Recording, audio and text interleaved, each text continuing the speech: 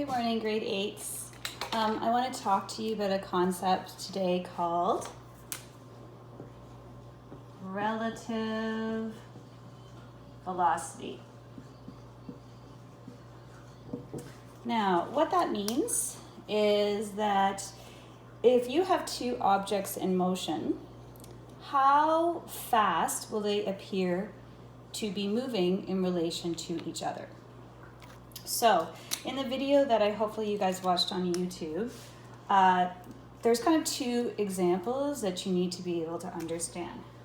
The first one would be if you have two objects going in opposite directions. For example, let's say we have train A, and assuming this is north, we will say that train A is moving east at 20 kilometers per hour. Train B is on another track, not the same one, going 25 kilometers per hour west. Now, if you were on train A, so let's just say you are on train A and you are watching train B cross your path, how fast will it appear that train B is going? Now, when you're moving in opposite directions, it's kind of an illusion. It appears that train B would be speeding up really, really quickly. Now, obviously that's not the case, but that's what it appears like. So what you do in these scenarios is you would take these velocities and you would add them. So 20 plus 25 would be 45 kilometers per hour. Now, if we're on train A, this is where the direction comes in. The person on train A it's from their perspective and they're watching train B. So it would appear that train B would be going what direction?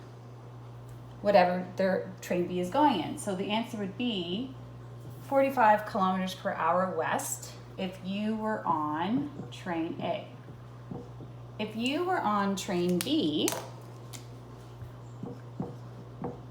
you would do the same thing with the numbers. So you're here, right? You're watching train A go by. You would still add the numbers. But this time, it would be a different direction. So it'd be 45 kilometers per hour east. Okay, so that's one example of relative velocity. Now, let's look at example number 2. What if you have two objects going in the same direction? So let's just pretend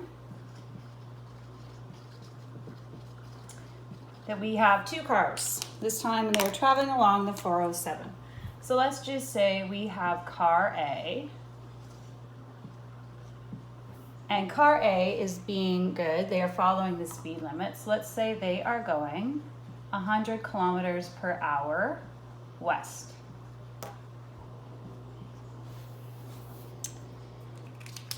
Now, we have another car.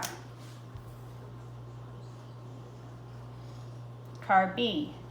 Now, car B is also traveling west, but they are traveling at 120 kilometers per hour west.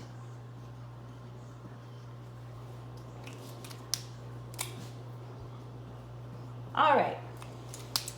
So, in this situation, I don't know if you've ever noticed this before, but when you look over while you're driving, if it's on the 407 or even just on a regular street, you may notice that it appears that the car is either moving very slowly or not moving at all, especially if you're going the exact same velocity.